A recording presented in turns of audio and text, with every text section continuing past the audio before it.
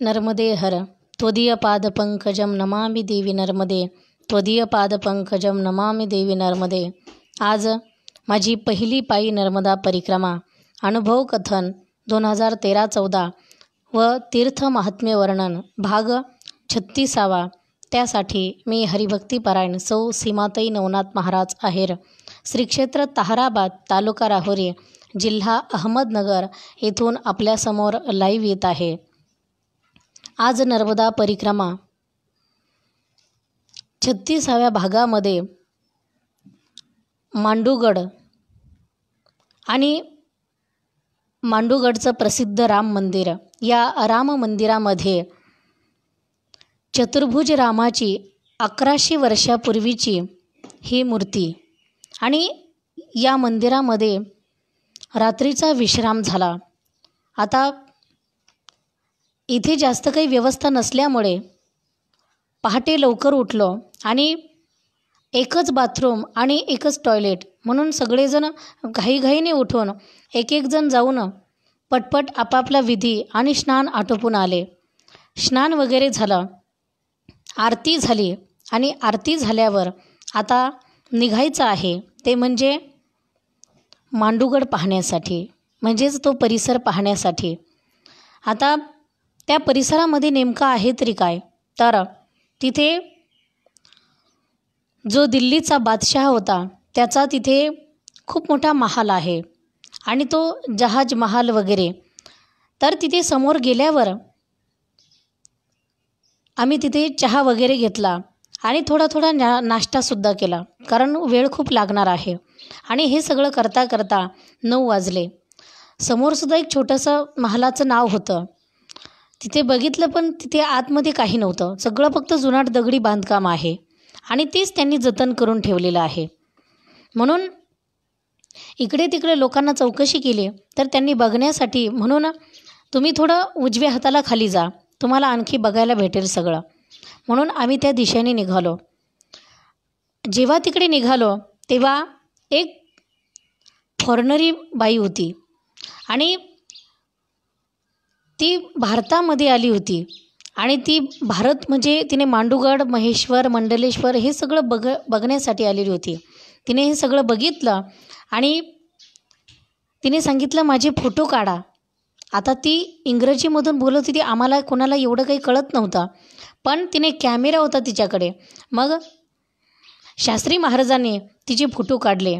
त्यावेळी तिने सांगितलं की मला भारत खूप आवडतो आणि म्हणून मी भारतात वर्षातून एकदा दरवर्षी मी भारतामध्ये येते आणि भारताचं एक एक तीर्थ मी पाहते, कारण माझ्या तिकडे तर असं नाही आहे, मी खूप फिरले, जगातले खूप देश फिरले मी आणि मी खूप श्रीमंत आहे, पण मला भारतात आल्यावरच तो आनंद भेटतो, जो खरा आनंद आहे तो मला इतरत्र कुठेही मिळाला नाही आजपर्यंत, म्हणून मी आता भारतात जास्त येते आणि मला भारत खूप आवडतो। ती जेव्हा असं सांगितलं तेव्हा आम्हाला सगळ्यांनाच इतका आनंद झाला की आपल्याला आपल्या भूमीचं खरंच महत्त्व कळत नाही, की बाहेरच्या लोकांना आपलं महत्त्व कळतं पण आपल्याला आपलं काहीच कळत नाही आहे। म्हणून तिचे फोटो वगैरे काढून तिचा कॅमेरा तिच्याकडे देऊन टाकला आणि आम्ही तिथून जहाज महाल वगैरे पाहायला निघालो। तर आत गेल्यावर आणखी तिथे खूप लोक पर्यटन स्थळ आहे म्हणून पाहण्यासाठी खूप लोक आलेले होते।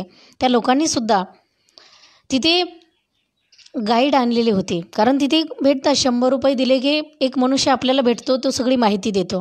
आता आम्ही असं होतो, आम्ही पैसे देऊन थोडे काम करणारे होतो, आम्ही पायी परिक्रमावासी होतो।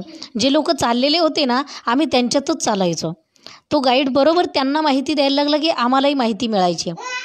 जेव्हा त्यांनी खोल आतमध्ये गेल्यावर खाली पाणी होतं त्या महालामध्ये आणि त्या पाण्याचं त्याने असं रहस्य सांगितलं की या पाण्यात त्या राजाच्या स्त्रिया पोहायच्या आणि पोहत असताना जर कुणी आल्याची चाहूल लागली तर आतल्या आतच त्यांना एक आतून गुप्त दरवाजा आहे, गुप्त दरवाजाने ते त्यांच्या महालात निघून जात होत्या।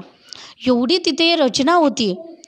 त्यांनी सांगितलं अंबारीमध्ये पालखीमध्ये बसून, हत्तीवर बसून राजा या महालातून जात होता। इतके उंच उंच भिंती आहेत, इतके उंच उंच कडे आहेत किती किती कशी सजावट असेल आणि कशी रचना असेल त्याची. पण आता फक्त दगडीच आहे सगळं. म्हणून तिथे खूप काही बघण्यासारखं होतं आणि फिरून आम्ही ते सगळं बघितलं. कारण मी पहिल्यांदाच गेलेले होते म्हणून. आणि बाकीचे सगळेच पहिले गेलेले नव्हते. 2 जण पहिले गेलेले होते. आम्ही सगळेच जण नवीनच होतो म्हणून सगळ्यांना दाखवायचं असं त्यांनी ठरवलं. आणि तो महाल वगैरे बघून झाला आणि आता पुन्हा यायला आम्हाला जवळजवळ 11 वाजले. आता आल्यावर जेवण कुठं करायचं? राम मंदिरात तर जेवणाची व्यवस्था नाही आणि सदाव्रत घेणारं कधी शिजवणारं कुठं सरपणकाडी पाहणार. त्याच्यापेक्षा तिथे येतानीच तिकडचा महाल पाहून येते असताना एक हॉटेल होतं आणि मला वाटतं असं कन्हैया किंवा राधेकृष्ण असं काहीतरी नाव होतं त्याचं. तर त्या हॉटेलवाल्याला विचारलं, कारण ते शुद्ध शाकाहारी आणि सात्विक वाटला तो मनुष्य, म्हणून त्याला विचारलं की परिक्रमावासी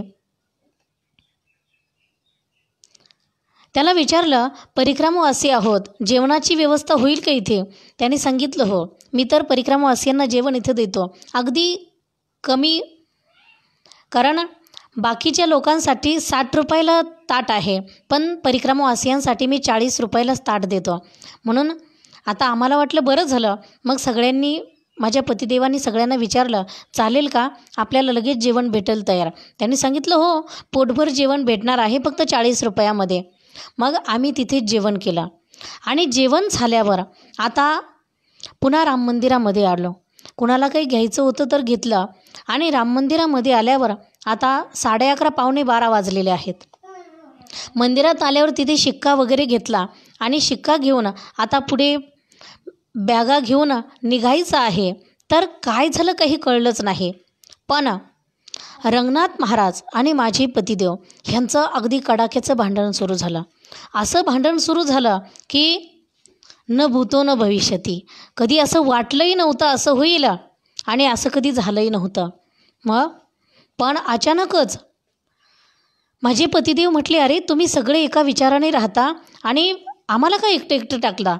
मी तर माझी पत्नी घेऊन आलेलो आहे आणि मी एकटा तरी कसाही कुठेही चाललो असतो. पण मला असं वाटतं की आपल्याकडची माणसं आहेत आणि आपले सगळे आहेत म्हणून तुमच्यासोबत. कारण एकट्या मुलीला घेऊन फिरणं आणि दुसऱ्या राज्यात घेऊन फिरणं सोपी गोष्ट नाही आहे. म्हणून मला वाटत होतं तुमच्या आधाराने चालू. तर तुम्ही आम्हाला एकटं टाकायचा प्रयत्न करता. रंगनाथ महाराजांनी सांगितलं तसं नाही आहे काही. तर तुम्हीसुद्धा असे आहात, हे म्हणायचे तुम्ही तसे आहात. असं भांडण त्यांचं असं जुंपलं की त्यांनी सांगितलं आम्हाला तुमच्यासोबत राहायचं नाही आणि माझ्या पतिदेवांनी सांगितलं आम्हालाही तुमच्यासोबत राहायचं नाही. आम्ही तुमच्या आधाराने राहत होतो पण आता इथून निघून जाणार आहोत आणि नर्मदा मैयेच्या आधाराने चालणार आहोत. जर काही रस्त्यात काही झालंच तर आम्ही दोघंही नर्मदा माईला समर्पण करू. आता आम्ही जे काही होईल पण आम्ही मागेही जाणार नाही आणि आता तुमच्याही आधाराने चालणार नाही. उगाचच काय भांडण चालत होतं काही कळत नव्हतं.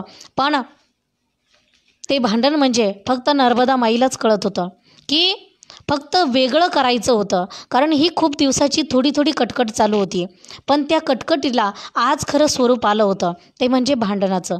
कारण जवळजवळ शूलपाणीच्या जंगलामध्ये त्या भूमाना पहाड चढण्याच्या अगोदरपासून ही कटकट सुरू झाली होती.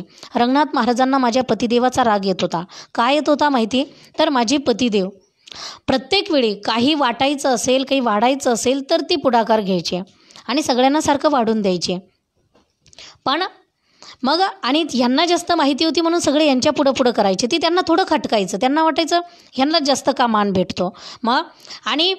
मग त्यांच्या दोघात असं जे कटकट सारखीच चालू झाली. मग पुढे असं व्हायला लागलं की ह्यांनी कुठं ठेपा बघितलेला, ह्यांनी कुठं मुक्काम करायचं ठरवलेला ती नाकारायला लागले. आणि नंतर त्याला इतकं स्वरूप मिळालं की आज एवढं भांडण कडाक्याचं की अगदी मारामारीवरती एकदम एकमेकांवर धावून जायला लागले. आणि असं धावून जाता कोणाची चूक होती काहीच कळत नव्हतं. पण या भांडणामुळे आम्ही सगळेच घाबरून गेलो होतो. आम्हाला कुणालाच काही कळत नव्हतं की आता काय होणार आहे. पण नर्मदा माईने अशी काही लीला दाखवली की आम्ही सगळे कुणी काहीच बोलत नव्हतं. अगदी सगळे एकदम शांत बसलो. आणि त्यावेळी शास्त्री महाराज पुढे आले. कारण कोणाला मध्ये बोलायलासुद्धा चान्स नव्हता. शास्त्री महाराज पुढे आले आणि शास्त्री महाराजांनी यांना दोघांनाही शांत केलं. अपूर्वानंद महाराजांना माझे पतिदेव म्हणत होते की तुम्ही त्याला काहीतरी समजावून सांगा, तो तुमच्या धोरणाने राहतो, तर तुम्ही त्याला समजावून सांगा. पण काहीच होत नव्हतं. म्हणून शास्त्री महाराजांनी सांगितलं, दोघंही शांत बसा, आपण ह्याच्यावर काय ते निर्णय घेऊ. पण तिथे तर काही निर्णय होत नव्हता. म्हणून आम्ही लगेच आमची बॅगा उचलल्या आणि आम्ही दोघं पुढे निघालो. आमच्या पाठीमागे हे वायाळ दादा आणि शेळके बाबासुद्धा आमच्यासोबतच निघाले. आणि हे 5 जण जे होते हे थोडे मागे थांबले. पण आम्ही सगळे पुढे निघाल्यावर आता रेवाकुंडाकडे जायचं आहे. मांडूगड गावाच्या बाहेर पडलो आणि गावाच्या बाहेर गेल्यावर असं झालं की आता तिकडे रेवाकुंडाकडे मार्ग दाखवलेला आहे, त्या रस्त्याने वळायचं आहे. तेवढ्यात शास्त्री महाराज पाठीमागून घाईघाईने आले आणि त्यांनी आम्हाला फोन करून थांबवलं. फोन करून थांबवल्यावर आम्ही थोडं थांबलो. शास्त्री महाराजांनी सांगितलं, माझे 2 शब्द ऐकून घ्या. शास्त्री महाराजांनी सांगितलं की तुम्ही 4 जण पुढे जा. आता ही सगळी नर्मदा मैयेची लीला आहे आणि तुम्हाला यांना आम्हाला सोडून जावंच लागणार आहे. नर्मदा मैयेचीच इच्छा आहे की आता आपण सगळ्यांनी वेगवेगळं व्हायचं. आम्ही 5 जण बाजूला राहतो, तुम्ही 4 जण पुढे चाला. मग सांगितलं ठीक आहे, पण ह्याच्यामध्ये राग अजिबात धरू नका, कुणीच कुणाचा राग धरू नका. ही नर्मदा मैयेची इच्छा आहे आणि हे फक्त आपल्यातच झालं आहे असं नाही, खूप लोकांची उदाहरणं आहेत. अशी खूप लोक पती पत्नीसुद्धा भांडतात. आम्ही दोघं जेव्हा आमच्या दुसऱ्या परिक्रमेमध्ये पायी दोघं चालत होतो तेव्हा आम्हाला एका महात्म्याने विचारलं, अरे तुम्ही पती पत्नी दोघंच चालता, तुम्ही भांडत नाही का? आम्ही म्हटलं नाही. त्यांनी सांगितलं का? अरे भांडावं लागतं परिक्रमेमध्ये. ते विनोदाने म्हटले की भांडल्याशिवाय परिक्रमाच होत नाही, परिक्रमेमध्ये भांडणं होतच असतात. आणि त्या महात्म्याने आणखी एक गोष्ट सांगितली. त्यांनी सांगितलं, चातुर्मासामध्ये जर नर्मदा किनारी राहिलं एखाद्या तीर्थात तर तिथं होतंच, भांडणं कडेलाच जात नाही. मला तर तेव्हा काही कळतच नव्हतं, पण त्या महाराजांनी असं सांगितलं होतं महात्म्यांनी. आणि त्यांनी सांगितलं की एक पुण्याचं जोडपं होतं म्हणे आणि आमच्या आश्रमात इथे आले आणि इथं आल्यावर दोघा नवरा बायकोच असं हातवारी करून बोलायचे आणि धावून जायचे मारण्यासाठी. ती तेवढीच बोलायची आणि तोही तेवढाच बोलायचा. पण मला काही त्यांचं भांडण अगोदर कळलं नाही. पण नंतर मला काही दिवसांनी कळलं की मी त्यांना विचारलं की तुम्ही दोघं का भांडले? तर त्यांनी सांगितलं, तो म्हणू लागला की ही बायको आहे ना, मग हिने स्वयंपाक करायला पाहिजे. ती म्हटली, अरे वा, आता ती पुणेरी भाषा तिची आयटीत बोलणारी. ती म्हटली, वा, मी बायको आहे म्हणून मी स्वयंपाक करायचं, तुम्ही नवरा असला म्हणून काय झालं, दोघं काही कमी कमी चालतो का? मला काही कमी चालवतं का? दोघं सारखेच चालतो ना, मग दोघांनी सारखंच काम करायचं. त्या महात्म्याने सांगितलं, अशी बाई बोलली म्हणून माझ्या लक्षात आलं की खरं आहे, परिक्रमेमध्ये कुणी नवरा नाही कुणी बायको नाही. मग जी आहे ती मैया आहे, जो आहे तो बाबा आहे. इथे पती पत्नीचा काही एक संबंध नाही आहे. म्हणून घरचा थाटमाटन घरचे शहाणपण इथं दाखवायचं नाही. इथे साधनाच करायची. दोघांनी जरी पती पत्नी असले, जरी सोबत चालत असले तरीसुद्धा भांडण हे होतच असतं. भांडण कोणत्याही कारणावरून होतं, पती पत्नीचं भांडण होत असतं. आणि कोणी लोक एकमेकांसोबत चालत असले तर बिघड होतोच, वेगवेगळे होऊनच ते येत असतात. म्हणून असं करायचं. शास्त्री महाराजांनी सांगितलं की तुम्ही 4 पुढे चला, काही हरकत नाही. तुम्हाला वायाळदादा आणि शेळके बाबा आहेत सोबत, ते वयोवृद्ध आहेत आणि त्यांच्यासोबत चालले तर तुम्हाला काही अडचण येणार नाही. कारण अडचण आम्हाला एवढीच यायची की लोक आमच्यावर संशय घ्यायचे की हे पळून आले की काय, कारण नवीन लग्न झालं आहे आणि तरुण मुलगा आणि तरुण मुलगी, काहीतरी भानगड आहे की काय. पण आमची तर भानगड काहीच नव्हती. आमचे लग्नाच्या अगोदर तर कोणी कुणाचं नावसुद्धा ऐकलेलं नव्हतं. अचानक लग्न झालं ना, अचानक परिक्रमेला आलो. पण असा संशय लोकांना यायचा तिकडच्या. म्हणून ते आम्हाला सगळे पुरावे मागायचे, फोटो मागायचे, आधार कार्ड मागायचे, आणखी काही मतदान कार्ड, हे सगळे प्रूफ मागायचे ते. पण आमचं तसं काही. म्हणून शास्त्रींनी सांगितलं, तुमच्यासोबत दादा आणि बाबा आहेत म्हणून तुम्ही दोघांनी बिनधास्त पुढे चला, नर्मदा माई तुमच्यासोबत आहे, मी अधूनमधून फोन करीनच. तेव्हा आम्ही सांगितलं ठीक आहे. आणि आता त्यांचा निरोप घेत असताना बाकीच्या चौघांचं काही वाटत नव्हतं. पण शास्त्री महाराज जेव्हा असं बोलले तेव्हा माझे डोळे भरून आले. मी म्हटलं, दादा, एवढ्या दिवस तुम्ही खूप सांभाळलं. आपण दोघं स्वयंपाक करायचो, माझे पतिदेव थोडं थोडं सहकार्य करायचे. पण ह्या लोकांना आपण खाऊ घातलं. आपण दोघांनी स्वयंपाक केला. कधी स्वयंपाक करायची वेळ आली तर आपणच पुढे राहायचो. ह्यांना किती खाऊ घातलं आणि हे आपल्यावर उलटले, आम्हाला इतके बोलले आणि कुणीच त्यांना काही म्हटलंसुद्धा नाही की ते का बोलतं म्हणून. ह्यांनाही बोलायला पाहिजे, माझ्या पतिदेवांना बोलायचं नाही असंही मी म्हणत नाही. त्यांनाही दापायला पाहिजे होतं, ह्यांनाही दापायला पाहिजे होतं. त्यांनी सांगितलं, ताई, आता म्हणून काहीच उपयोग नाही, जाऊ द्या. ही नर्मदा मैयाची इच्छा आहे आणि तुम्ही जर एकटे राहिलात, वेगळे राहिलात तर तुम्हाला आणखी अनुभव येतील. नर्मदा माई तुमच्या जवळ आहे. नर्मदा मैया तुमची खूप काळजी घेईल. पण जेव्हा शास्त्रीपासून पुढे निघत होतो, हे बाकीचे चौघं तर अजून मागेच होते. शास्त्रींचं दर्शन घेतलं आणि आता डोळे पुसतच त्यांचा निरोप घेऊन आम्ही पुढे चालू लागलो. आता असं मनाने ठरवलं होतं चौघांनीही की यांची परत कधीच भेट घ्यायची नाही, ह्यांचं परत कधी दर्शनसुद्धा व्हायला नको, असं झालं होतं. आणि होतंच ते. किती जीवाचा माणूस असला ना तरी तसं होतं, कारण ती नर्मदा मैयेची लीला आहे. आणि तसं झाल्याशिवाय अनुभूती तरी कशी येणार आहे. त्यांनाही आमचा तितकाच राग आलेला असावा, पण नर्मदा मैयेने आमच्यापासून वेगळं झाल्यावर त्यांनासुद्धा खूप अनुभव दिले असतील. नर्मदा मैयेने त्यांचीसुद्धा खूप काळजी घेतली असेल. त्यांना टाकून दिलं असं नाही आहे. ते सुद्धा तिच्यासाठी तितकेच महत्त्वाचे आहेत जितके आम्ही आहोत. म्हणून आम्ही त्यांना सोडून पुढे निघालो. आता 5 किलोमीटर अंतरावर एक रेवाकुंड आहे. त्या रेवाकुंडापर्यंत गेलो. मला रेवाकुंडाची तोपर्यंत माहिती नव्हती, पण माझ्या पतिदेवांनी सांगितलं, आम्हा चौघांनाही ती माहिती सांगितली की चला तुम्हाला पुढे सांगतो. म्हणून त्या रेवाकुंडाजवळ गेलो तर ते रेवाकुंड असून नाव होतं दगडावरती. आणि 5 किलोमीटर म्हणजे 1 तासामध्ये आम्ही तिथं पोहोचलो. आता रागाच्या भरामध्ये आम्ही खूप चाललो आणि तिथं गेल्यावर उजव्या हाताला ते कुंड होतं आणि अलीकडच्या बाजूने रस्ता होता. पुढे 2 महाल दिसले, एक बाज बहादूर महाल आणि एक राणी रूपमती महल, असे 2 महल होते. म्हणून आम्ही यांना विचारलं तर माझ्या पतिदेवानी तिथली माहिती सांगितली की इथे जो बादशहा होता दिल्लीचा, तो बादशहा, त्याची ही नगरी अशी होती की त्याने त्याचा महाल की जो जहाज महाल वगैरे तिकडं बघितला तर ते सगळं त्याने एवढं सजवलेलं आणि एवढं रचनात्मक होतं की ते त्याचा वाढदिवस साजरा करण्यासाठी या मांडूला येत होता. आणि एकदा असंच झालं की त्याचा वाढदिवस होता आणि वाढदिवसानिमित्ताने तो आलेला होता. आणि आलेला असता कुठेतरी भजन चालू होतं, गायन चालू होतं आणि त्याने ते भजन ऐकलं आणि एका स्त्रीचा आवाज होता म्हणून, आणि तिला साथ करणारा एक पुरुष होता. त्याने तो आवाज ऐकला आणि त्याने सेवकांना सांगितलं, अरे हा आवाज कोणाचा आहे.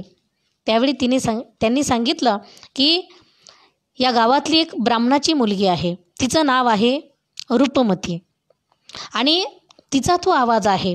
आणि तो पुरुष सांगितलं तो बाज बहादूर आहे. अरे एवढं सुंदर आवाज, उद्या माझा वाढदिवस आहे ना, उद्या तिचंच भजन ठेवायचं. सेवकांना सांगितलं तिला घेऊन या.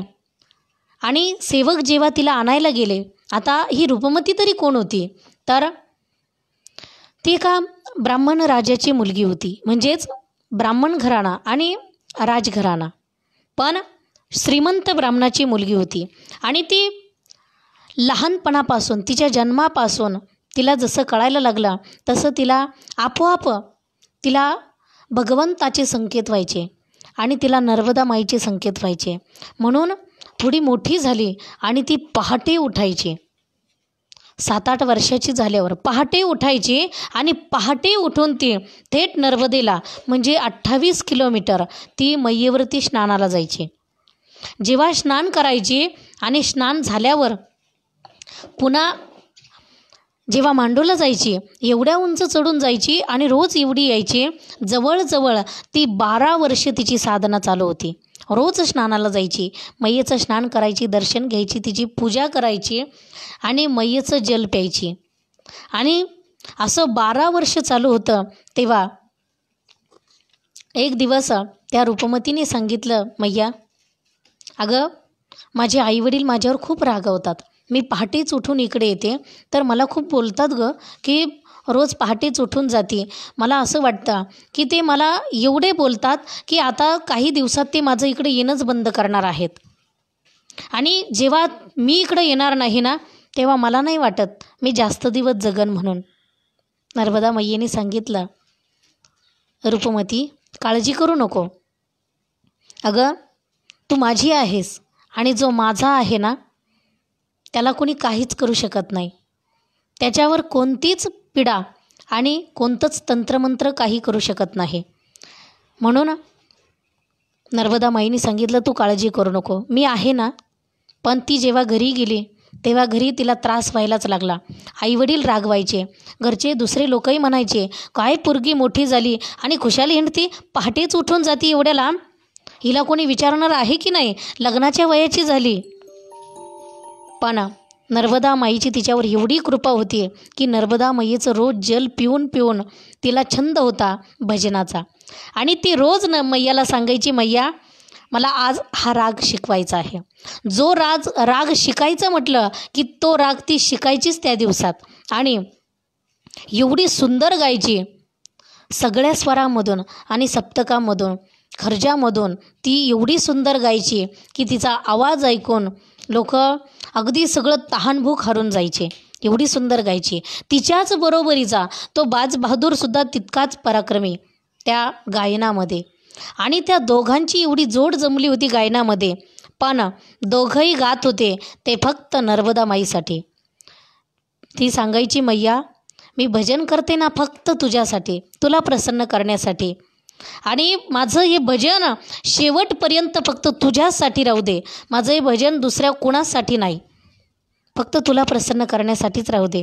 नर्मदा माईने सांगितलं, तसंच होईल. ज्या दिवशी तुझं भजन दुसऱ्यांसाठी जाईल त्या दिवशी तुला मी दुसऱ्यांसाठी भजनाला गायन करू देणार नाही, तर मी तुला माझ्यात विलीन करून घेईल. त्यावेळी तिने सांगितलं, हो तेच झालं पाहिजे. जोपर्यंत या देहात प्राण आहे तोपर्यंत मी फक्त तुझ्यासाठीच गायलं पाहिजे. आणि त्या दिवशी नर्मदा माईला भेटून, नर्मदा माईचं दर्शन घेऊन राणी रुक्मती आपल्या महालामध्ये गेली.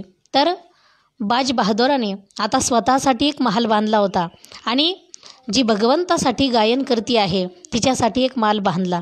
आणि दोघांसाठी 2 महल बांधून त्या बाज बहादुराला त्यांचं भजन वगैरे चालायचं.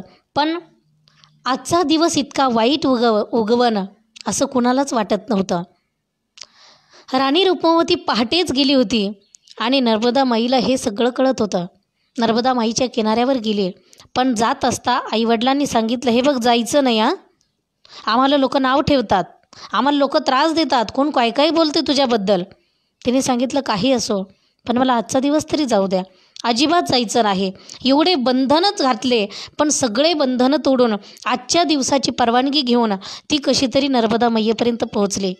आणि तिथं गेल्यावर नर्मदा माईमध्ये स्नान केलं, पूजा केली, मैयेचं जल घेतलं आणि तिथे नर्मदा मैयेच्या किनाऱ्यावर हंबरडा फोडून मोठ्याने रडू लागली, नर्मदा माई आज मला खूप उदासी सुटली गं. कारण काही वाईट घडायचं असेल तर त्याचे संकेत अगोदर होत असतात. लोकांना ते खोटं वाटतं.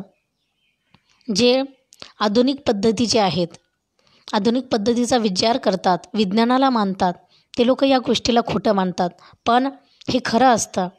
जर पुढे काही वाईट घटना घडणार असेल तर अगोदर नक्कीच कळतं. तिलासुद्धा कळत होतं की काहीतरी होणार आहे. आपोआपच डोळ्यात पाणी येऊ लागलं आणि आपोआपच रडू लागली, नर्मदा मैया आज मला असं का वाटतं की मी इथं राहणार नाही, मला तुझं परत दर्शनच होणार नाही. मला असं का वाटतं की खूप मोठं संकट आमच्यावर येणार आहे.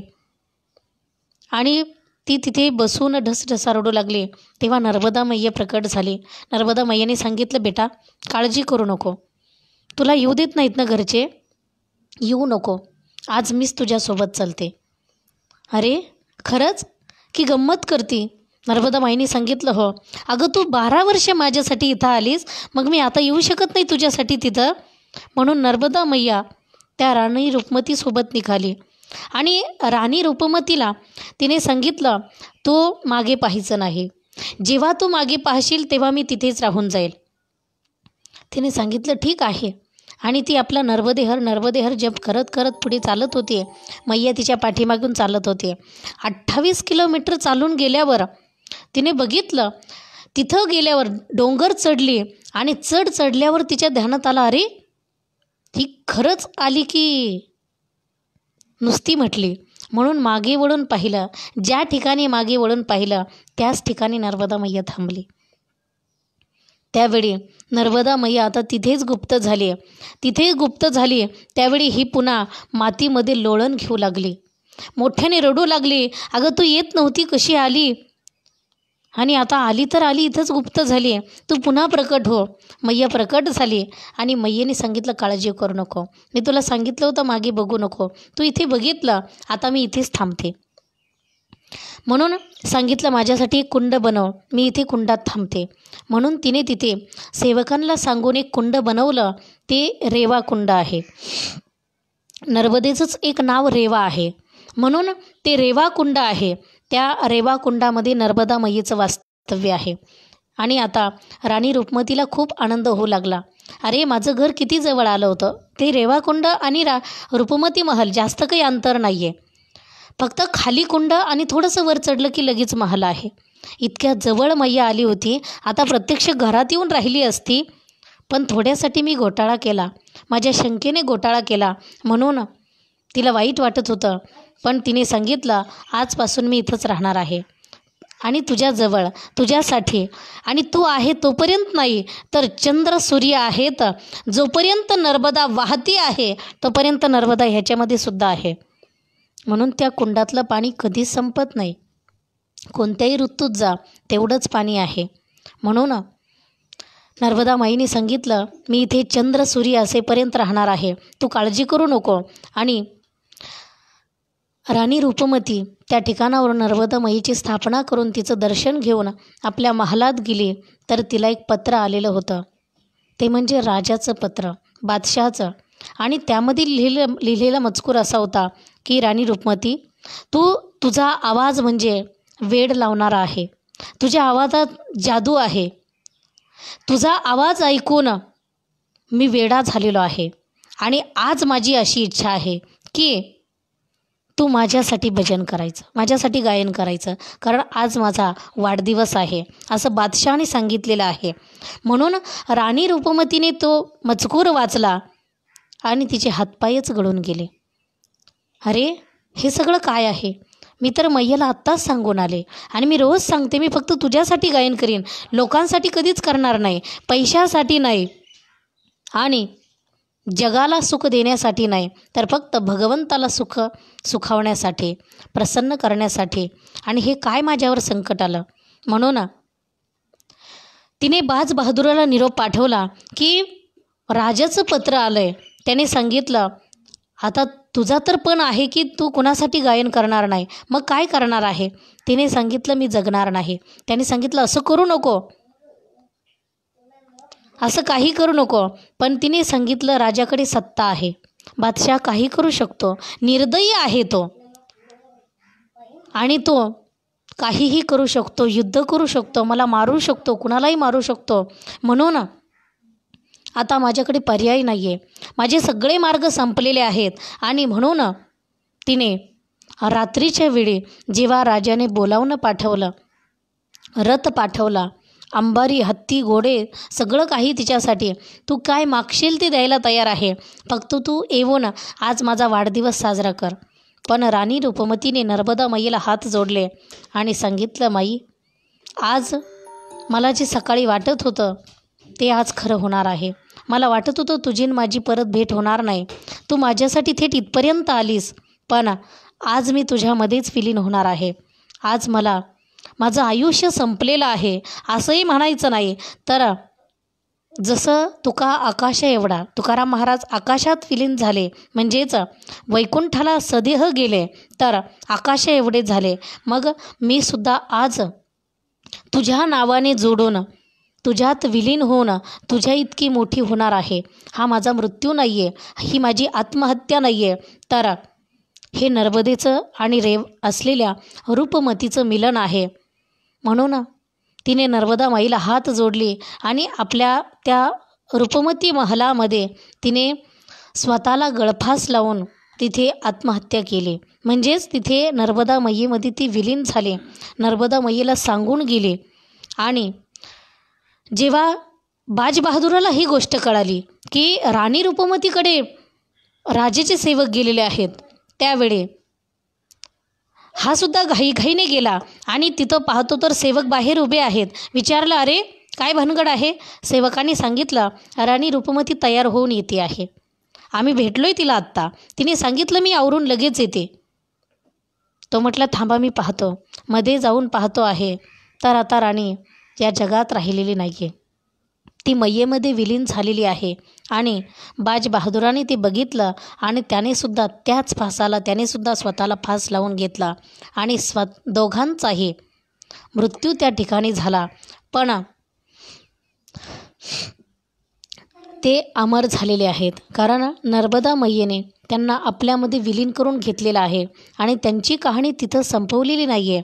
तर आजपर्यंत ते आपल्याला जिवंत तिथे दिसत आहेत त्यांच्या त्या महालाच्या रूपाने. जेव्हा आपण तिथे जाऊ ना, आपोआप तिथे खूप पोटात उकळ्या फुटतात. असं वाटतं इथे काय घडलेलं असावं नेमकं, असं का होतं आहे. तर त्यांनी आपल्या परमार्थासाठी, आपल्या भगवंतासाठी आपल्या देहांत प्रायश्चित्त घेतलेलं आहे, म्हणून ते ठिकाण ते आहे. म्हणून त्या ठिकाणी नर्मदा मैया प्रत्यक्ष राहती आहे आणि तीच राणी रूपमती आज अजरामर आहे. त्याच रेवाकुंडाजवळ आम्ही गेलो आणि तिथं गेल्यावर सांगितलं इथे नर्मदा मैयेचं दर्शन घ्यायचं.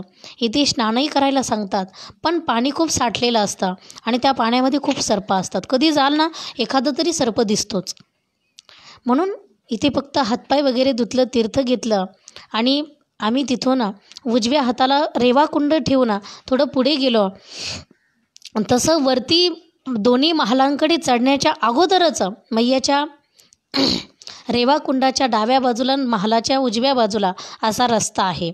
पूर्वी तसा नव्हता, पण 2-3 वर्षापासून तिथून रस्ता काढला आहे. आणि आम्ही तर वरती गेलो, बाजबहादूरचा महल बघितला आणि खाली येऊन पुन्हा वरती चढलो आणि तेव्हा तिथे राणी रूपमतीचा महल बघितला. तो महल बघून पलीकडच्या बाजूला तिथूनच पाठीमागे उतरायला जागा आहे, पण अशी जागा आहे की तिथे उडी मारून खाली उतरावं लागतं. तिथं उतरलो आणि आता पुढे भयंकर रस्ता आहे, भयंकर कठीण, की नुसता नीटच खाली उतरायला आहे. कसंही उतरायला लागलं तरी पाय घसरतोच. चप्पल काढूनही घेतली, काठी टिकवली तरी पाय घसरतो. बसून उतरायला लागलो तरीसुद्धा पाय घसरतो मनुष्य, इतकं उतार आहे. कारण आम्ही त्या ठिकाणी उतरत होतो तेव्हा आणखी 1-2 माणसं तिथं होती, परिक्रमावासीच होते. त्यांनी सांगितलं इथं थोड्या दिवसापूर्वी अशी घटना घडली की एक मुंबईचा कोणीतरी मनुष्य होता, तो उतरत होता आणि उतरता त्याचा पाय घसरला. तो खाली पडला तर त्याच्या गुडघ्याच्या दोन्ही वाट्या निकाम्या झाल्या. जेव्हा ऐकलं मला तर धक्काच बसला, पण हळूहळू उतरत होतो. एवढं कठीण तो प्रवास होता की भयंकरच. आता लोक म्हणत होते बनवला रस्ता, पण काही बनवला वगैरे नाही. एवढं खडतर रस्ता, कसा खाली उतरत पद्धतीने. कुणी कुणाच्या हातालाही धरायची गरज नाही आहे, कारण धरायला गेलं तर तोच पडायला लागेल. एकाच माणसाचा रस्ता आणि सुकळा खडक आहे. आता 1-2 तास आम्हाला तेवढं उतरायला लागले आणि तेवढं उतरून झाल्यावर आता सपाटीचा रस्ता लागला. सपाटीच्या रस्त्याने आम्ही पुढे 3 किलोमीटर चालून गेल्यावर एक हिरापूर नावाचं गाव लागलं. तिथे एक छोटंसं मंदिर आश्रम होता आणि तिथे पाणी वगैरे पिलो. पण आता जेवण झालेलं होतं, उन्हाचंच खाली उतरलेलं होतं. पाणी घेऊन आता शॉर्टकट रस्ता, डांबरी रस्ता आहे, पण सगळं शॉर्टकट चालत होतं. म्हणून पुढे बगवानिया म्हणून गाव लागलं आणि त्या गावामध्ये गेल्यावर आता तिथे हॉटेलवाल्यांनी थोडं बोलावलं, चहा वगैरे घ्या, काही नाश्ता वगैरे करा. तर प्रत्येक परिक्रमावासियांची ते सेवा करतातच. आणि पुढे गेल्यावर 4 किलोमीटर बगवानिया होतं आणि तिथून 6 किलोमीटरवर कुंदा फाटा होता. आणि कुंदा फाट्यावर गेलं की मग तिथून मेन रोडला जायचं होतं, म्हणजेच मोठा हायवे, की ज्याला AB हायवे म्हणतात किंवा आग्रा बॉम्बे हायवे म्हणतात, तो हायवे पुढे लागला. आणि त्या हायवेने आता 4 किलोमीटरवरती धामणोदच्या अलीकडेच एक अलबेला हनुमान मंदिर आहे, गुलझरा म्हणून. तिथे अलबेला हनुमान मंदिरामध्ये आम्ही दिवस मावळेपर्यंत पोहोचलो. आणि तिथं गेल्यावर आता आम्हाला चौघांनाही बरं वाटू लागलं. आता आम्ही चौघेच होतो. तिथं जाऊन आम्ही सगळं दर्शन वगैरे घेतलं आणि तिथल्या महात्माजींनासुद्धा खूप आनंद झाला. आणि तिथं गेल्यावर तिथली त्या महात्माजींची जी आई होती, कारण ते महात्मा महाराष्ट्रातले आहेत, अमरावती त्या भागातले आहेत, त्यांची आई होती, तर तिलाही मराठी बोलता येत होती. तिथं गेल्यावर ती माझ्याजवळ येऊन बसली. बाई, तू परिक्रमेला आली?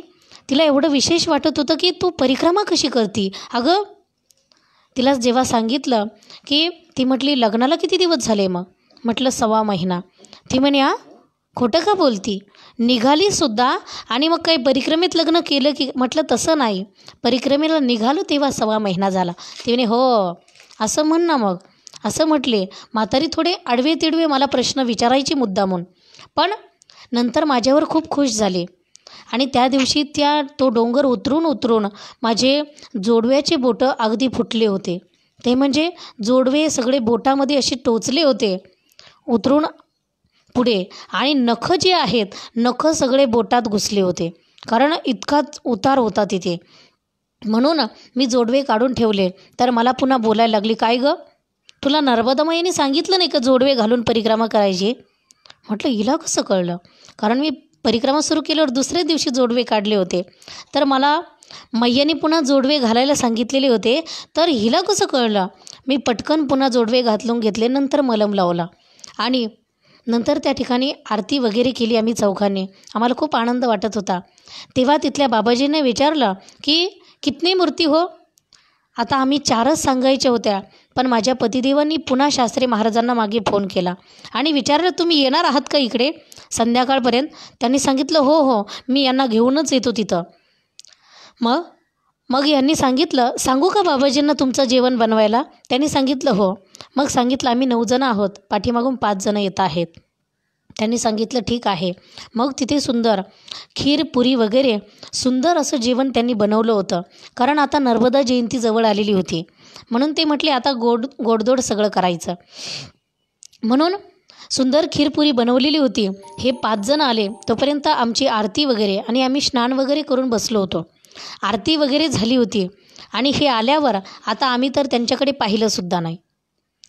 मग आता सगळेजण एवढे होते की ते 5 जण आणि आम्ही 4 जण शेजारीच होतो, पण कोणी कोणाकडे पाहतसुद्धा नव्हतं. आम्ही आमची आरती केलेली होती. ते आले आणि त्यांची आरती केली. ते खूप थकलेले दिसत होते, कारण खूप फिरून मग आलेले होते आणि उशिरा आल्यामुळे जास्त थकवा आलेला होता.